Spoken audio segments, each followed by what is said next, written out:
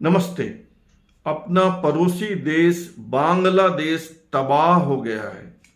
प्रधानमंत्री शेख हसीना देश छोड़कर भाग चुकी है। देश पर सेना का कब्जा हो गया है। 300 से ज्यादा बेशकीमती प्राण चले गए। हजारों लाखों लोग घायल हैं। अरबों की संपत्ति स्वाहा हो गई। देश में कर्फ्यू लगा है।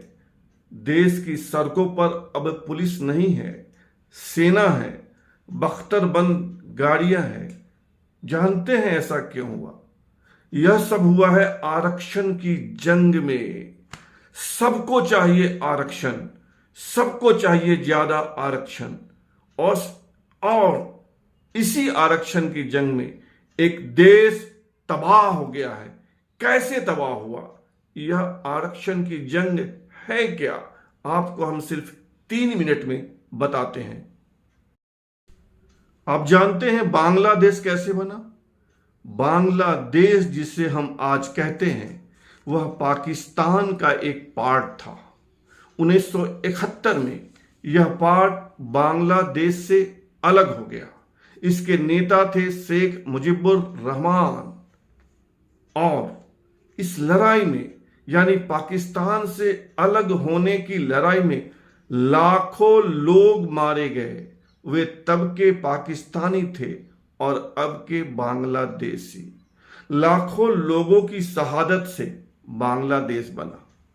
और बांग्लादेश में सरकार बनते ही कुछ माह के अंदर आरक्षण लागू किया गया, यानी कोटा सिस्टम लागू किया गया। सरकार ने बांग्लादेश के लिए लड़ने वालों को स्वतंत्रता सेनानी कहा और सिविल सेवा में आरक्षण यानी कोटा सिस्टम लागू किया।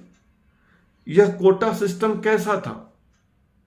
56% यानी सिविल सेवा की 100 में से 56 नौकरियां आरक्षित कर दी गई। ओपन सिर्फ 44% नौकरी बची। और वो 56% नौकरियां जो आरक्षित थी वह कैसे थी, इसको समझिए। स्वतंत्रता सेनानियों के वंशज के लिए 30%। स्वतंत्रता सेनानी कौन? जो अलग बांग्लादेश बनाने की लड़ाई में मारे गए थे।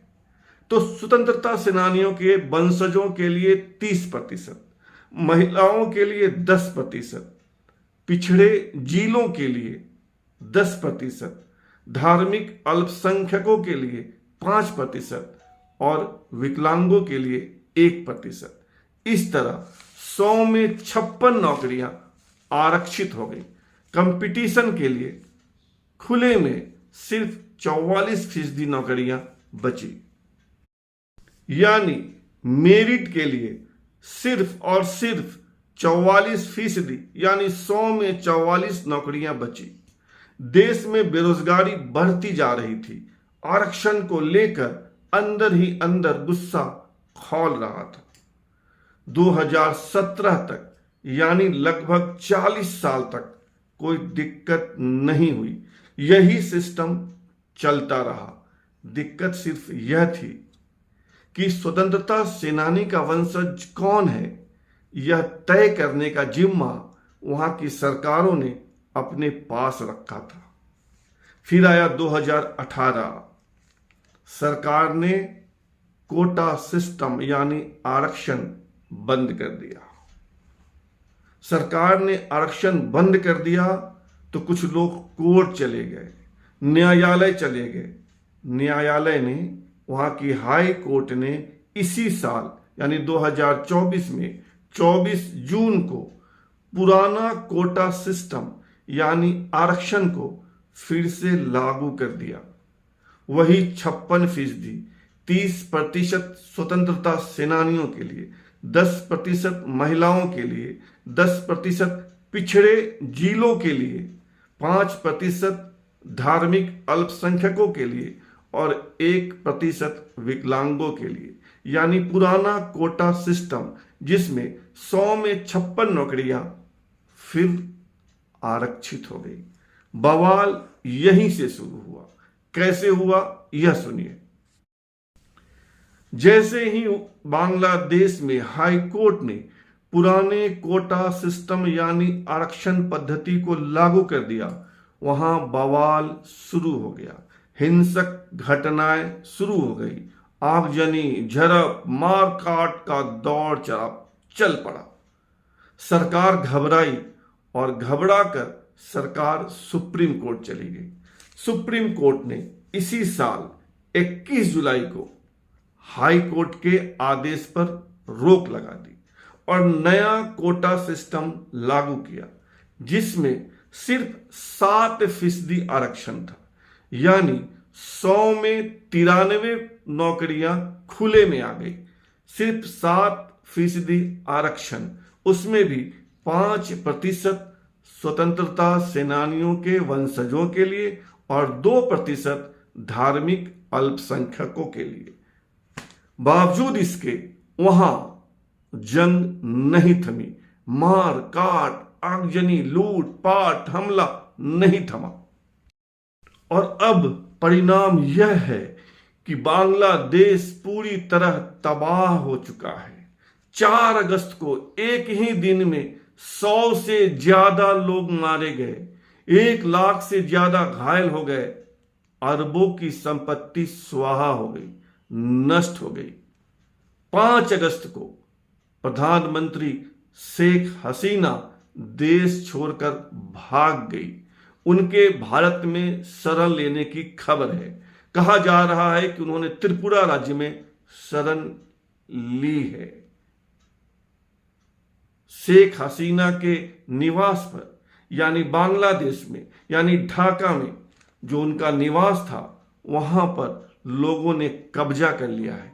उनके ऑफिस को जला दिया है। उनके बेडरूम में लोग सोए हुए दिख रहे हैं। वहां के गलियारों में, उनके निवास के लॉन में लोग ठहर रहे हैं और हिंसा का दौर अब भी नहीं थमा है। पूरा देश सेना के कब्जे में है। सेना प्रमुख ने कहा है कि अब वे देश चलाएंगे।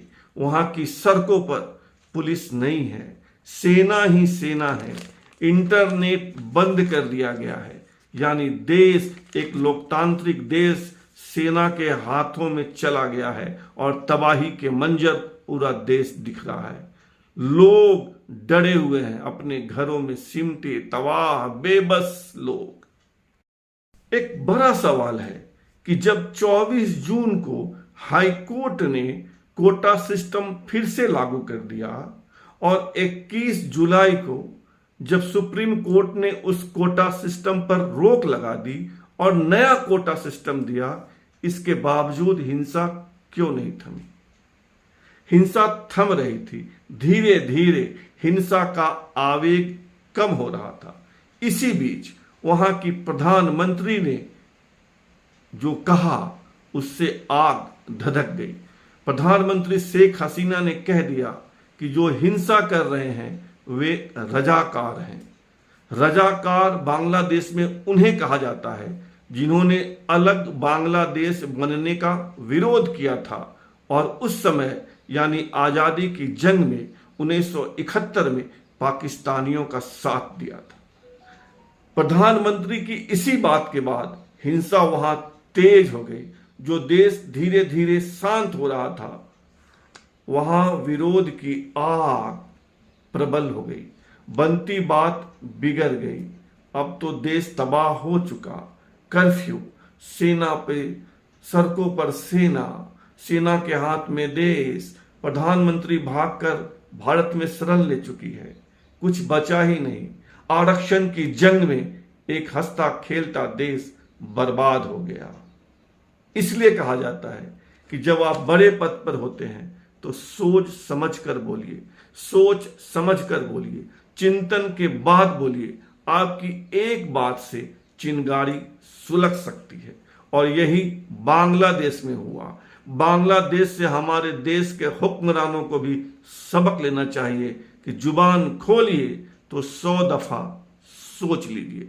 फिलहाल इतना ही। आपसे आग्रह है कि आप इस चैनल को सब्सक्राइब कीजिए, ज्वाइन करके मुझे ताकत दीजिए और कमेंट कीजिए, लाइक कीजिए, शेयर कीजिए। धन्यवाद।